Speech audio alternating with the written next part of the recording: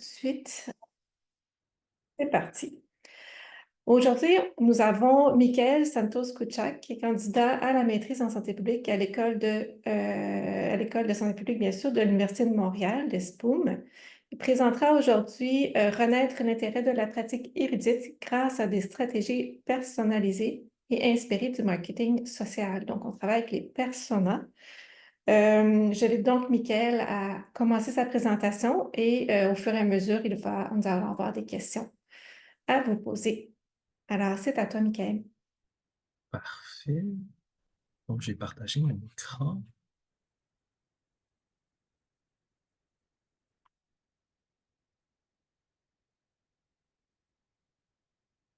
Parfait. Donc, tout le monde voit mon écran. Tout est correct.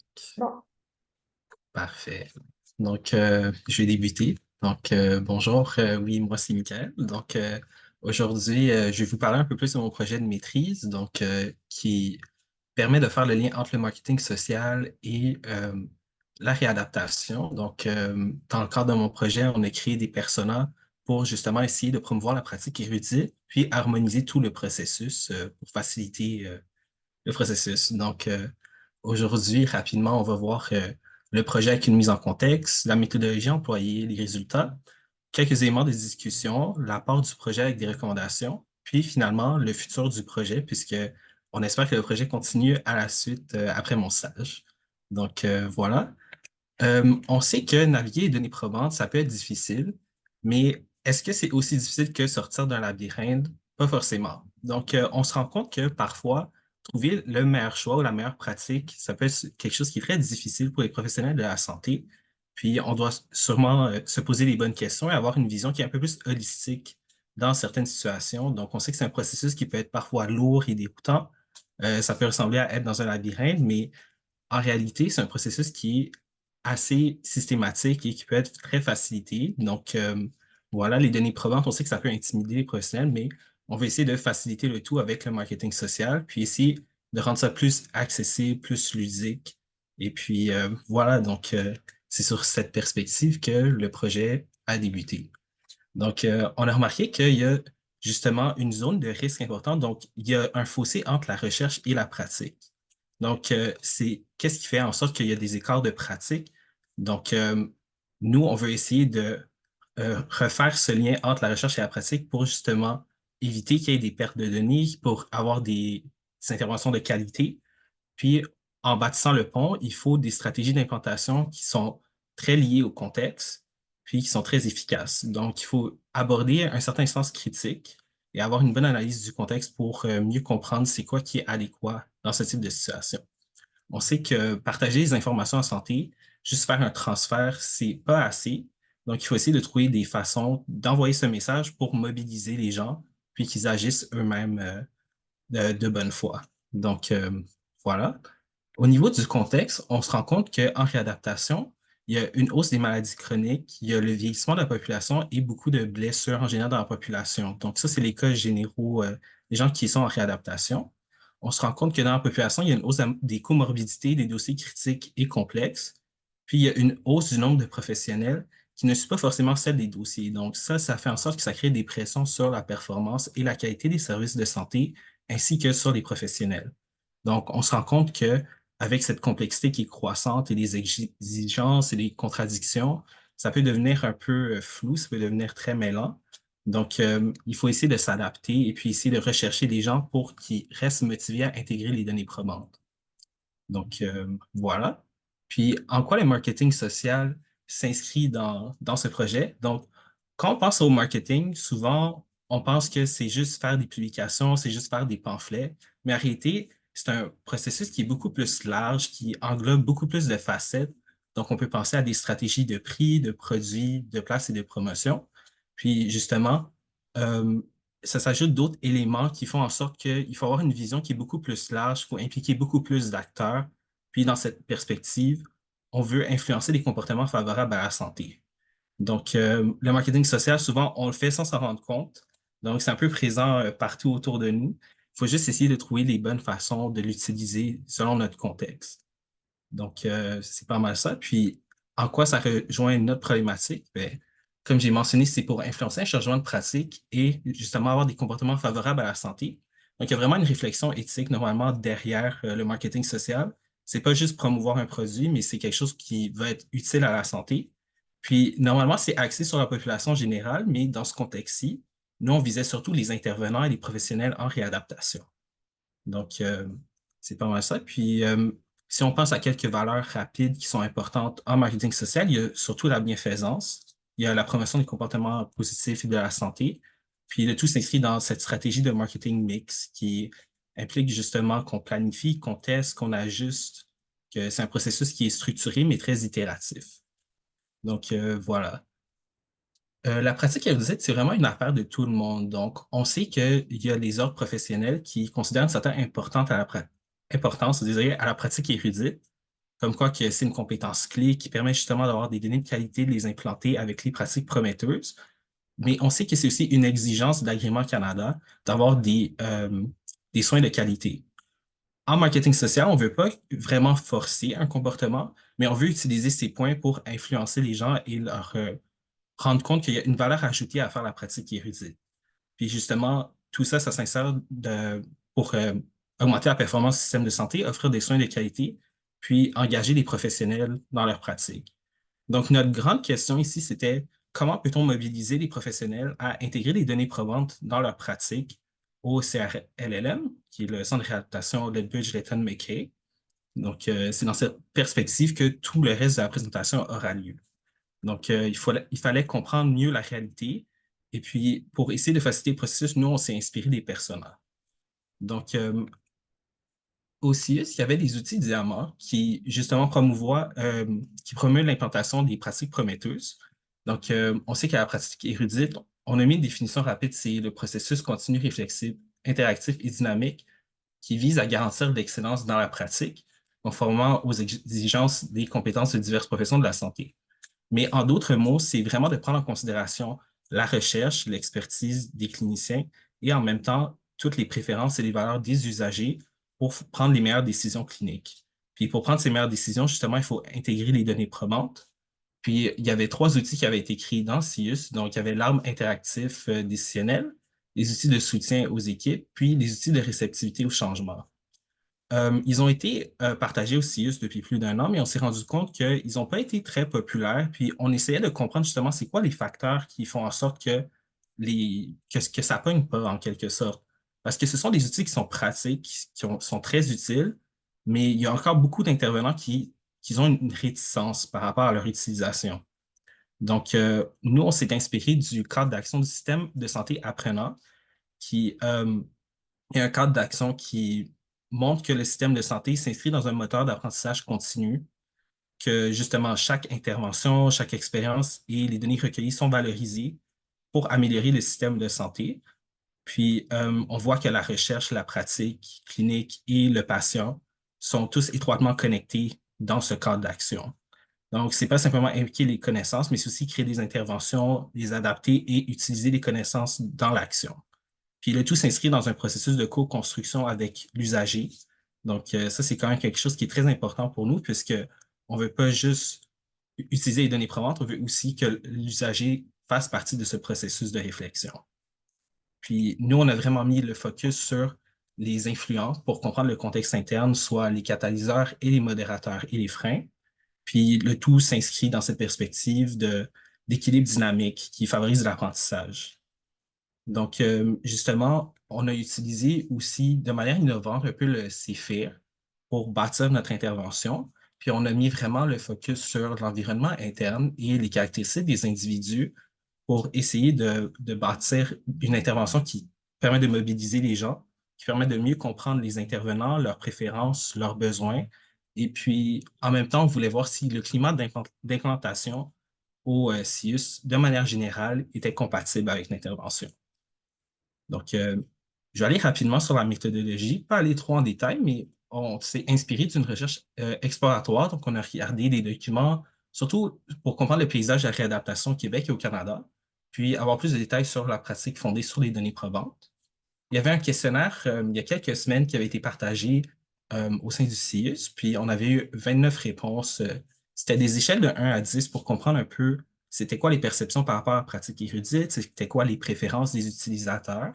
Puis on voulait en même temps voir leur niveau de motivation et les principaux obstacles à affronter.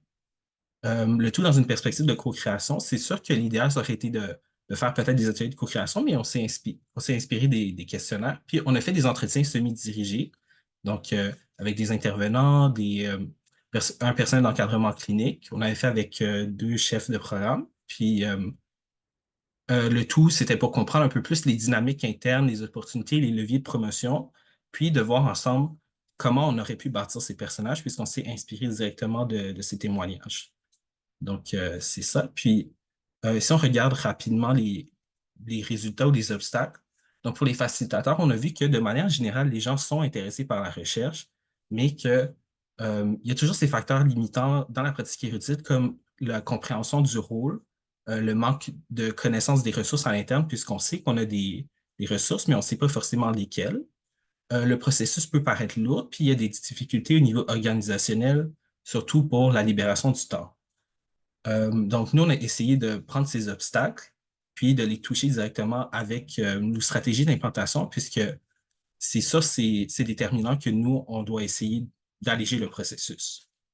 Donc, je vous propose déjà une première discussion en groupe. Donc, je ne sais pas si vous voyez rapidement qu'il y a d'autres facteurs influents à considérer par rapport à la pratique érudite, donc des facteurs qui pourraient faire en sorte que les gens, les professionnels ne sont pas motivés à faire la pratique érudite. Donc, vous pouvez partager vos témoignages tout de suite, juste ouvrir votre son.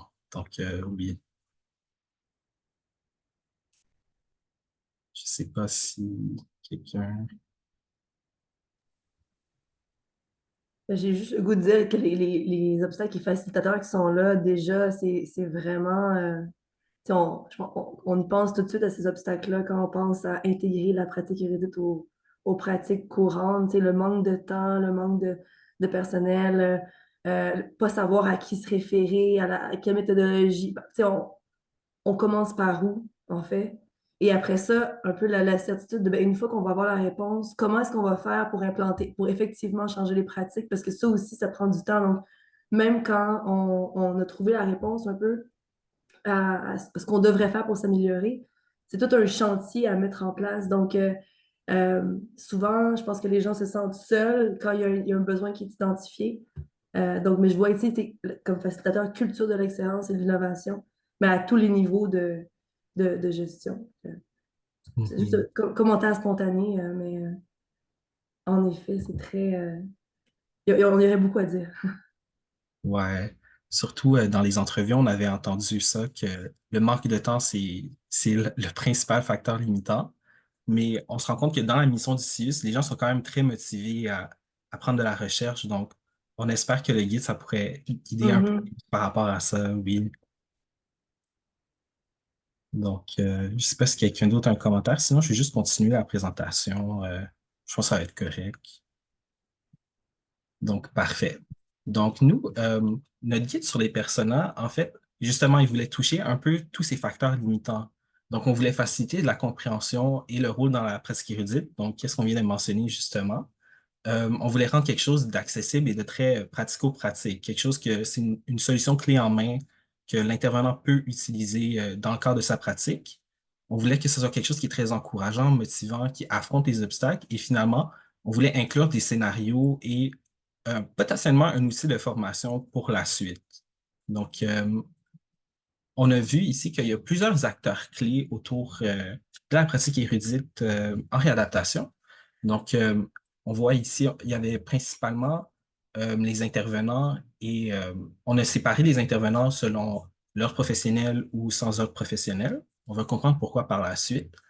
Ensuite, il y avait le personnel d'encadrement clinique, les chefs de programme, puis les coordinateurs de recherche clinique qui jouent un rôle très crucial, très important dans cette intégration des données probantes. Puis, dans une sphère, disons, plus élargie, il y avait surtout l'usager, les étudiants, les proches aidants, il y avait les bibliothécaires dans le CIUS, les professeurs et les chercheurs. Donc, ça m'amène un peu à ma deuxième question pour une discussion. Ce serait plus de voir, est-ce que ce découpage entre les gens qui ont un rôle dans la pratique érudite semble adéquat est-ce que vous pensez qu'il y a d'autres acteurs à considérer, peut-être des acteurs de la direction, des acteurs plus en gestion, puisqu'on essaie vraiment de viser tous les gens qui font partie du rectangle au centre, puisqu'ils ont un rôle direct dans la pratique juridique, mais c'est sûr que si on veut faire promotion de ces outils et de la pratique juridique, il faudrait viser plus d'acteurs clés. Donc, je vous laisse penser, discuter par rapport à ça.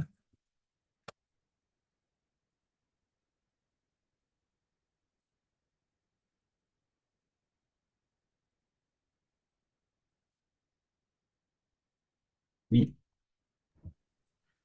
Ben, dans les CCCIUS, il y a toujours les directions impliquées au niveau des pratiques professionnelles, mais il y a aussi qualité, performance, évaluation éthique, notamment qui mènent les démarches d'agrément. Donc, tu sais, ça, c'est des fois quand on s'attache à des processus existants pour propulser un peu l'adoption de bonnes pratiques, ça peut être gagnant. parfait.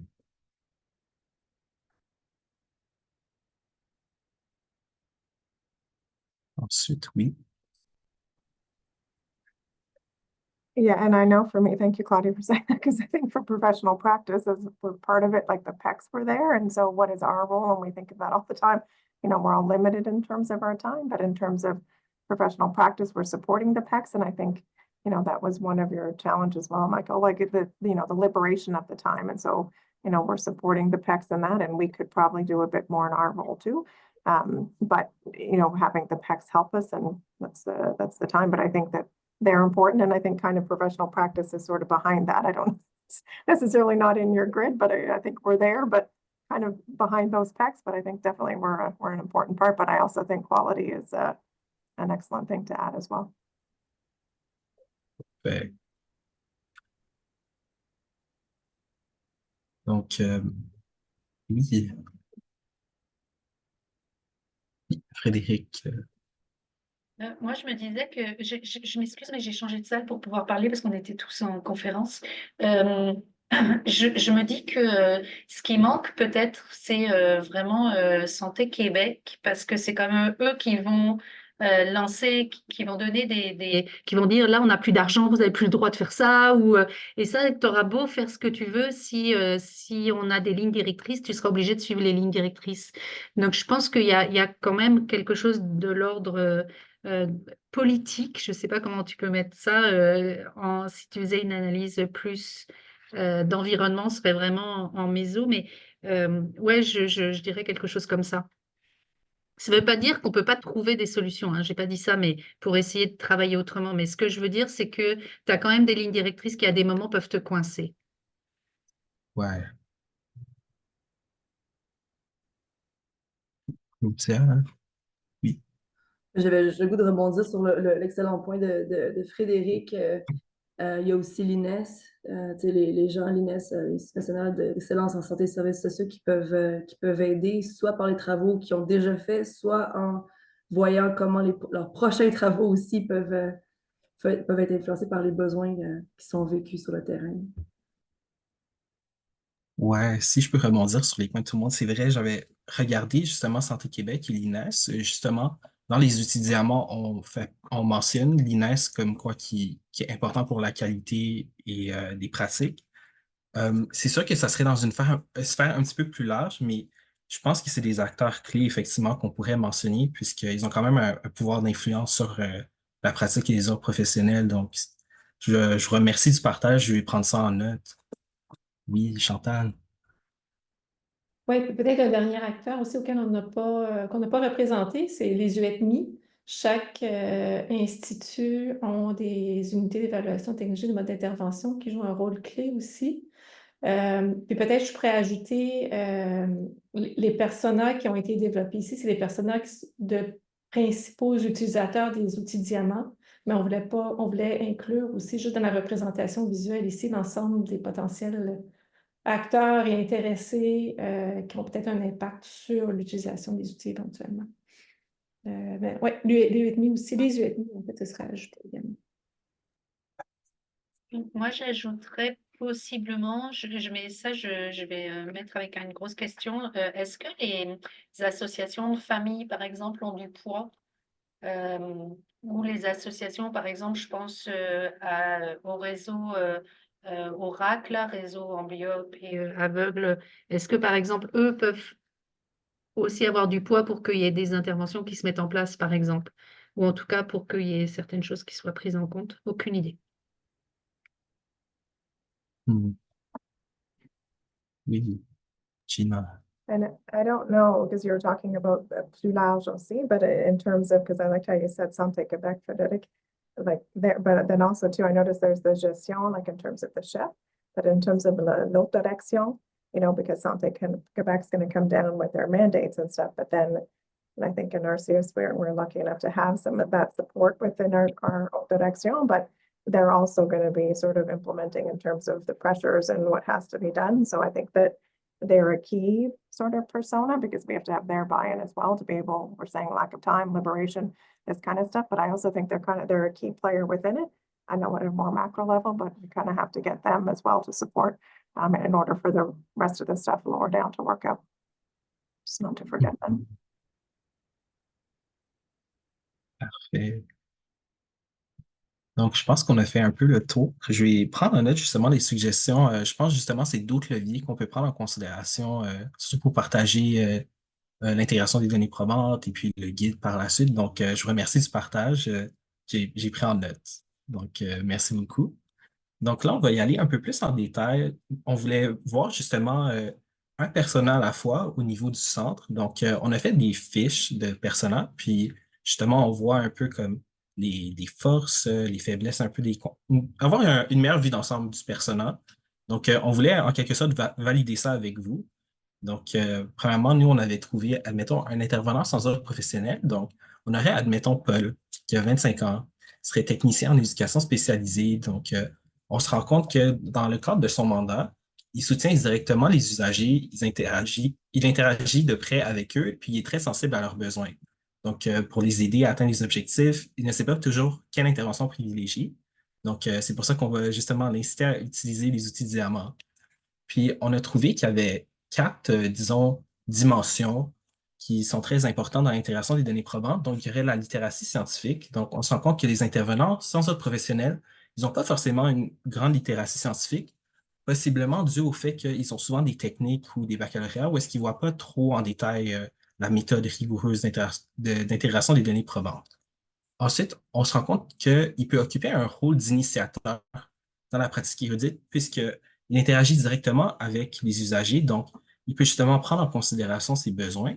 Puis, grâce à lui, on peut justement entamer le processus de pratique érudite avec des outils. Par la suite, dans son besoin prioritaire, lui, il doit essayer de bien poser son questionnement et puis évaluer les qualités des preuves.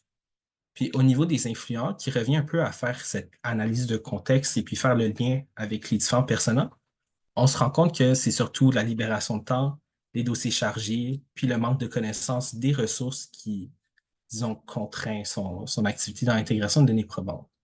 Donc, est-ce que le personnage vous semble adapté à la réalité? Est-ce qu'il y aurait d'autres dimensions à aborder? Donc, on peut en discuter un peu en groupe si vous voulez rapidement. Donc, oui, Frédéric. J'aurais pas dû me déplacer, hein.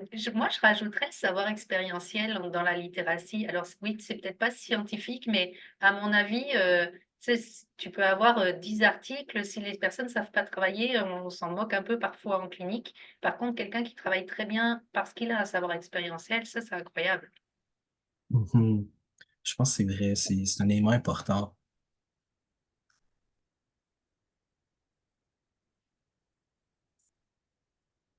Donc, je ne sais pas si quelqu'un aurait d'autres commentaires. Oui, Claudia. Les influences, ce sont en fait les facteurs qui influencent sa disposition à intégrer les données probantes dans sa pratique, c'est ça? C'est bien ça? Ouais, ça serait un peu comme les obstacles ou ça serait les éléments qui font en sorte que la personne, elle a beaucoup de résistance à intégrer les données probantes. Mhm. J'ai l'impression que, tu sais, d'avoir des collègues, tu sais, des pairs de travailler en étroite collaboration avec d'autres techniciens en éducation spécialisée, ça peut être un facteur des fois qui aide parce que c'est sûrement les personnes vers qui on va on va se tourner en premier. Si ces personnes-là ont les mêmes questionnements, c'est là que ça renforce aussi le besoin, puis qu'on s'approche plus d'une action. Mais tandis que quelqu'un qui travaille tout seul, puis qui est tout seul dans son service, ce qui arrive quand même relativement souvent des fois, Mhm. dans ce cas-ci, c'est beaucoup plus, je pense que c'est plus difficile de s'arrêter et d'agir sur ce besoin-là. Peut-être Mhm. d'avoir les pairs, les collègues, l'équipe interdisciplinaire, mais vraiment surtout aussi des gens de même discipline. OK. Donc, un peu de faciliter cette perspective de collaboration, de travailler en équipe et tout. Oui, je pense que c'est un élément justement qu'on essaie de mettre de l'avant dans notre guide. Donc, je pense que c'est bien qu'il faudrait quand même le mentionner comme un élément influent, c'est vrai. Donc, merci beaucoup. Et je ne sais pas s'il y a d'autres questions, sinon on va passer au prochain. Oui, Chantal. Question, Gina, it's for you. Euh, Parce qu'il y a des rencontres de discipline, donc c'est principalement pour ceux qui sont professionnels. Est-ce que les TES ou ceux, par exemple, qui sont pas membres d'un ordre ont ce type de rencontre? Yeah, they take part in recruitment in terms of so they do get some support in terms of that. And we're developing things now in terms of like tenue de dossier, looking, at a lot of stuff for non-professionals, because they will be charting soon. So looking at what kind of support they need to kind of bring them up. So absolutely. And not just even within the recruitment in terms of their SACs or their PECs supporting them, but also what can professional practice do behind the scenes. So for sure, they're getting more support, despite the fact that they don't have an order, like we're including them. Merci. Donc, je vais continuer avec le prochain personnage. Donc, c'était un intervenant dans un ordre professionnel. Donc, on peut penser qu'ils font exactement la même tâche. Donc, mais en fait, on a remarqué quelques différences, surtout au niveau de la littératie scientifique, puisque les gens qui prennent d'un ordre professionnel ont cette exigence d'adapter leurs pratiques, d'être à jour dans les données des nouvelles pratiques. Puis, justement, dans leur cursus académique professionnel, on se rend compte qu'ils apprennent cette méthodologie de manière un peu plus rigoureuse de comment intégrer les données probantes et comment faire des recherches de pratiques prometteuses. Donc, j'ai mis ici un exemple de situation avec une personne qui est ergothérapeute.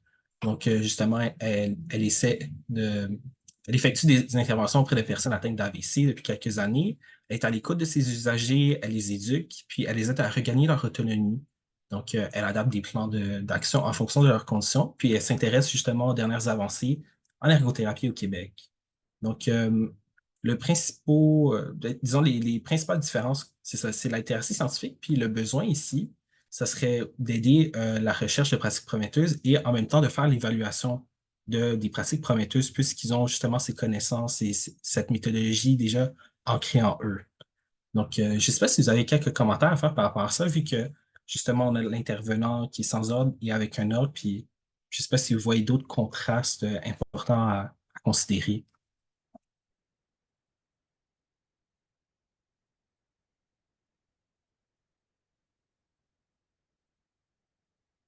Donc, je pense que je vais continuer avec le prochain. Directement, peut-être ça va plus s'emboîter par la suite. Donc, là, ensuite, on avait le personnel d'encadrement clinique. Donc, on avait, admettons, Jamie, 33 ans, qui est formé à la base en tant que physiothérapeute. Puis, dans le cadre de ses fonctions de personnel d'encadrement, il remet en question, évalue et adapte les interventions afin qu'elles soient guidées par les meilleurs standards de pratique.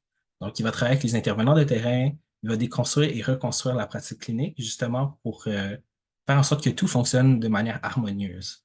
Donc, son niveau de littératie scientifique est élevé. Puis son rôle dans la pratique érudite, c'est un rôle de soutien, de coordination, puisqu'il travaille plus avec les intervenants de manière directe pour essayer de les aider à avoir une pratique qui est plus adaptée, qui est plus efficace. Donc, lui, dans ses besoins, c'est plus d'évaluer, d'adapter des pratiques prometteuses. Puis, ses influents ici, j'ai marqué l'accès à des lignes directrices, puisqu'on a remarqué qu'il y a souvent des ressources qui sont disponibles dans le CIUS, mais que les gens, disons qu'ils n'ont pas la connaissance de ces ressources. Donc, ça, ce serait un des facteurs influents importants de nos entrevues qui a été mentionné. Donc, je ne sais pas si vous avez des commentaires à faire sur ça. Donc, nous, on est vraiment ouvert d'esprit puisque oui, on veut avoir le plus de commentaires, on veut avoir une vision qui est assez proche de la réalité. Donc, ouais. Oui, Gina.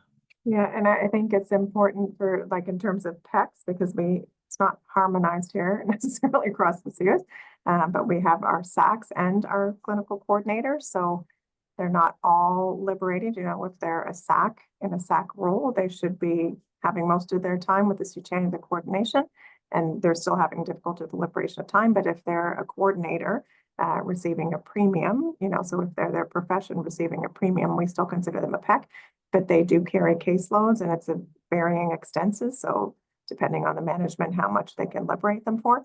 So they may be, carrying a caseload, seeing clients, but then also having a little bit of time to be doing it. So just to make the distinction that, they do have a role to play in soutien and coordination, but again, that liberation de temps and the harmonization of those roles, because I think that's kind of what we're lacking. And that's what we're looking at in professional practice, and SACs because of the money and the difference in terms of salaries, but in terms of a SAC job title, but more so the liberation of the time. And I think that's part of the challenge that we're seeing is that we should have people in this role that are liberated to do it, whatever that job title is. But that's where I think, like I said, the haute direction, kind of has to support that more. But just in terms of the PEC job title or title that we use, to make sure that there's kind of different people within there. C'est juste une petite clarification. Merci.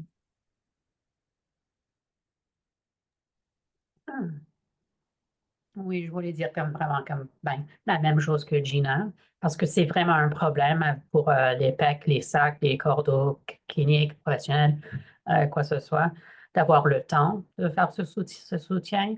Et la culture est différente au sein de notre CIUS. Alors, il y a des gestionnaires qui disent « Ah oui, c'est très important de faire les recherches et les meilleures pratiques », mais il y a des autres comme « Non, vous n'avez pas le temps de faire ça, j'ai besoin d'aide avec ça, blablabla. Bla, bla, bla, bla. » Et beaucoup de feedback qu'on reçoit des PEC et qu'ils veulent comme donner du soutien, mais comme ils sont presque pas permis de se donner le soutien qu'ils veulent parce qu'ils ont d'autres tâches. Alors ça, c'est un grand défi pour nous à la pratique professionnelle. And I would also add to that, like that they're not permitted to give the support that they would like to give, but really that they're required to give, right? And part of the reason in professional practice, and I think that's, we have a mandate to be able to support this, but, if we don't have the sort of staff to be able to do it, it's challenging. And so I think that has to be looked at as well, like who's there to give this support. And I think that's part of our challenge in terms of why stuff like this isn't implemented or uptaken, but yeah, thank you, Erica.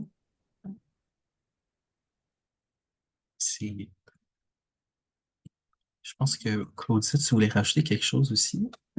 Oui, ben, les commentaires de Gina et Erika m'ont vraiment fait penser à quelque chose aussi parce que c'est tellement vrai. Bon, les personnes qui ont ces rôles-là, ils jonglent avec tellement de priorités aussi. Fait que, même si c'est important et c'est prioritaire, mais c'est prioritaire dans le top de la liste ou le prioritaire dans le milieu et on n'arrive jamais à l'aborder, tu sais. Puis ça m'a fait penser à une façon, des fois, qu'on avait de prioriser des dossiers en s'attachant avec un autre acteur qui est le bureau de projet organisationnel. Donc, là, c'est plus la direction, je me souviens plus exactement, là, elle change selon les CIS et les CIUS, mais souvent, tous les projets stratégiques d'un établissement sont regroupés. Fait que quand on arrive à identifier des enjeux, si on le formule en termes d'amélioration de la trajectoire de soins, puis qu'on le priorise comme ça, puis qu'on le fait monter, c'est souvent comme ça qu'on arrive à avoir les ressources pour l'évaluer évaluer, trouver les solutions et l'implanter. Fait que c'est souvent le chemin organisationnel quand il y a vraiment un enjeu qu'on veut prioriser. Donc, ça serait un acteur peut-être de plus. Donc, je prends en note tout ce qui a été dit. C'est vrai que, justement, on a remarqué ce petit clash entre on veut justement intégrer plus la recherche, mais on n'a pas vraiment le temps, on n'a pas le soutien nécessaire forcément. Donc, c'est quelque chose à prioriser pour, c'est sûr, intégrer des données probantes. On espère que justement avec le guide, on peut un peu faciliter le processus. Donc, je suis content au moins que ça a été soulevé aujourd'hui puisque ça permet un peu de valider justement un peu ces obstacles en quelque sorte. Donc voilà. Je ne sais pas si vous avez d'autres commentaires par rapport au PEC. Sinon, je vais juste avancer au CRC vu que je vois que le temps avance quand même rapidement. Donc, pour le CRC, donc, nous, on a mis, admettons, Lindsay, 35 ans, qu'elle a plusieurs années d'expérience en recherche et en intervention, puis que justement, elle fait le pont entre le milieu de la recherche et le milieu clinique, puis elle est à l'affût des innovations, des ressources au sein du CIUS. Elle contribue à implanter des stratégies adaptées pour mobiliser les connaissances, puis coordonner les projets avec la communauté scientifique. Donc, sa littératie scientifique a été élevée, puis c'est justement un rôle de soutien, de coordination et d'évaluation, puisque moi, je vois un peu le cordeau de recherche clinique comme la personne qui rassemble un peu tout le monde. C'est comme c'est cette personne-là qui permet de faire en sorte que tout fonctionne harmonieusement. Puis, dans ses besoins, c'est surtout de l'évaluation de l'implantation des pratiques prometteuses. Donc, justement, voir si on a les ressources disponibles, puis si l'équipe, elle a ce niveau de readiness nécessaire pour justement implanter les nouvelles pratiques. Donc, je ne sais pas si vous avez des commentaires par rapport à ça. Donc,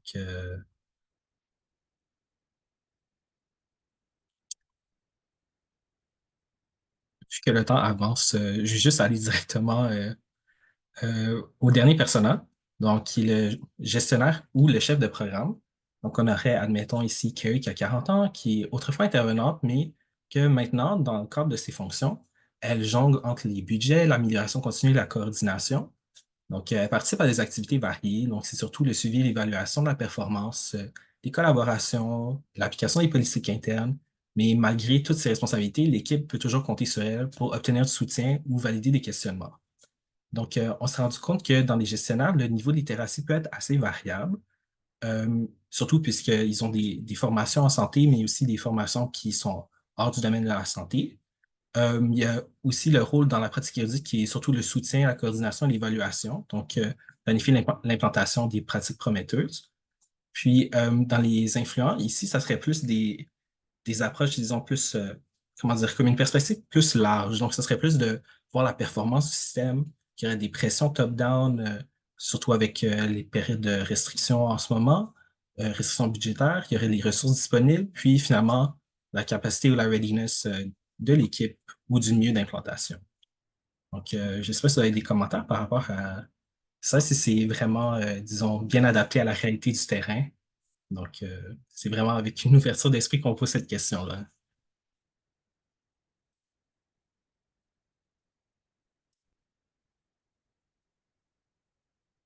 Donc, s'il n'y a pas de questions, j'imagine qu'il est bien fait. Je ne sais pas si Claudia... J'allais dire toutes ces personnes-là, même le CRC aussi, les enjeux de temps. Ouais. C'est très nouveau. Mais... Oui, je vois qu'il y a des mains de vie. Moi, je me posais des questions dans les besoins parce que, par exemple, tu disais que les gestionnaires avaient besoin d'évaluer les implantations de pratiques. Ils n'ont pas besoin de mesurer les effets des pratiques. Puis, ça, c'est une question. Puis, l'autre chose, c'est je me disais, mais est-ce qu'ils n'ont pas besoin aussi d'outils pour être rapide ou pour, tu sais, par exemple, sur le recrutement ou des choses comme ça, des outils qui leur permettraient mais je ne sais pas si c'est sorti ou pas. Là, c'est vraiment une question que je pose. Je ne sais pas. Ouais, si je peux juste faire du pouce rapide, pour les effets, normalement, quand on fait une évaluation d'implantation, on va voir les retombées, puis on va voir les effets. Donc, dépendamment de la situation, puis dans les outils Diamant, je pense qu'on mentionne justement quelques guides, mais c'est vrai que peut-être que les gestionnaires ils sont pas au courant justement de d'autres outils qui peuvent être utilisés. Donc, je pense que c'est un élément quand même que on devrait souligner pour la suite du projet, justement, essayer d'outiller un peu plus avec des outils plus clés en main pour l'évaluation, puisque peut-être c'est pas une notion qui est forcément, disons, claire pour les gestionnaires. Donc, je prends ça en considération. Je ne sais pas s'il y aurait d'autres commentaires. J'ai vu que Gina, tu avais ta main levée tantôt. Yeah, I don't know if my point was so valid, but just like you said, it's variable in terms of their knowledge, and sort of what they're understanding in terms of the pratique éthique. But I think also, understanding that a lot of, we have where there's a service model, so it's the same discipline, but then there's a lot where it's not, right? And so you're supporting a bunch of different disciplines. And so being able to look at that and taking that all into account, I think there's a lot that they need in terms of support because the team's coming to them. So yes, in terms of support and the validation of questions, but in terms of ethical practices and best practices, how are they supposed to know everything? And so I think I like that how you said clé en main, because they can't know everything. If it's more within a service model and you're that same profession, then it's a bit easier because maybe they have more connaissance. But when you're looking, and we have a lot of teams who are interdisciplinary, right? We don't have so many teams that are directly the same discipline. So I think that's another big challenge of ours. Mhm. Je pense justement c'est important, c'est vrai, de donner ses connaissances puis d'être capable de les utiliser aussi. C'est comme une deuxième question à se poser par la suite. Mais je pense que justement, c'est des éléments à prendre en considération pour la suite, c'est sûr. Donc, je le prends en note. Merci beaucoup. Donc, c'est sûr qu'on a mentionné, je vais juste reculer un peu. Justement, on a mentionné tous ces personnages, que c'est sûr que c'était beaucoup d'informations, beaucoup de réflexions, mais idéalement, tout ça se fait un peu d'une manière d'harmoniser la pratique érudite. Puis justement, pour que les gens, une fois qu'ils reçoivent ce guide, puissent savoir un peu où se diriger avec des scénarios. Donc, on espère que pour la suite du projet, ça pourrait faciliter ce processus, puis le rendre un peu plus ludique, plus attrayant, puis plus, on espère qu'il y ait plus d'engagement des professionnels. Donc, je vais juste faire une petite conclusion rapide. Donc, en ce moment, le projet, on a remarqué quelques limites, qui est surtout la saturation des perspectives. Donc, comme j'ai mentionné, on avait envoyé un questionnaire qui avait eu environ 29 réponses, puis c'est quand même un taux de réponse qui est très bas. Puis, il y a potentiellement un risque de biais, puisqu'on a seulement fait 5 entrevues, alors qu'on pourrait faire beaucoup plus d'entrevues, puis des ateliers de co-création, puis intégrer un peu plus les gens dans ce processus. Donc, peut-être pour la suite du projet, ce serait intéressant. Mais en ce moment, c'est ça, le projet a quand même un bel apport pour harmoniser et clarifier le rôle de chacun dans la pratique érudite. Puis justement, les outils Diamant qui sont disponibles au CIUS, ils sont présents, c'est des bons guides, mais peut-être les gens étaient un peu réticents puisqu'ils ne comprenaient pas forcément leur rôle dans la pratique.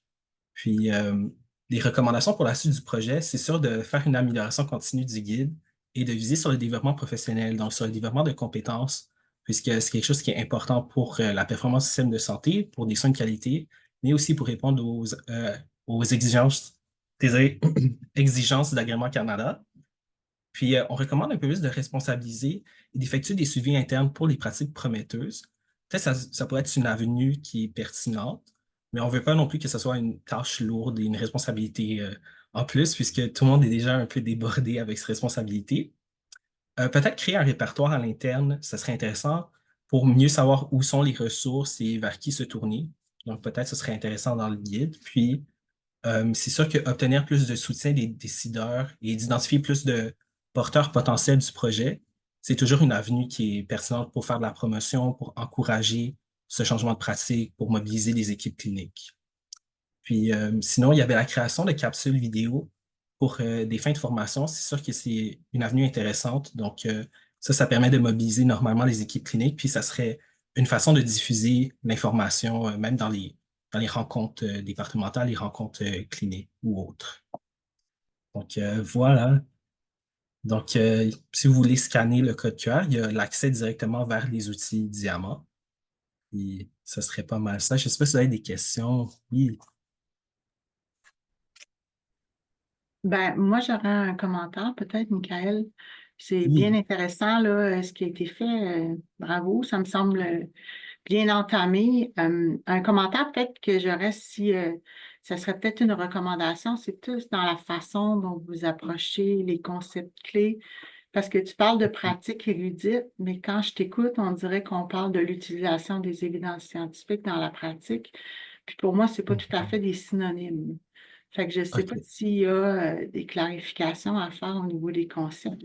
La pratique érudite, ça inclut la pratique basée sur les évidences qui va inclure l'utilisation de données scientifiques dans les prises de décision cliniques, mais un n'est pas synonyme de l'autre. Fait qu'il y a beaucoup plus dans le sac de la pratique érudite que l'utilisation des données probantes. Fait que si c'est ça le but du projet, que les cliniciens utilisent davantage les évidences scientifiques, peut-être le nommer de cette façon-là, ou en tout cas faire la distinction. Parce que moi, quand je voyais pratique érudite, je me disais OK, puis là, après, je disais OK, mais là, c'est pas vraiment de ça que tu parles, puis là, ça m'a comme un petit peu mélangé. Mais sinon, j'avais une question dès le départ. C'est quoi la définition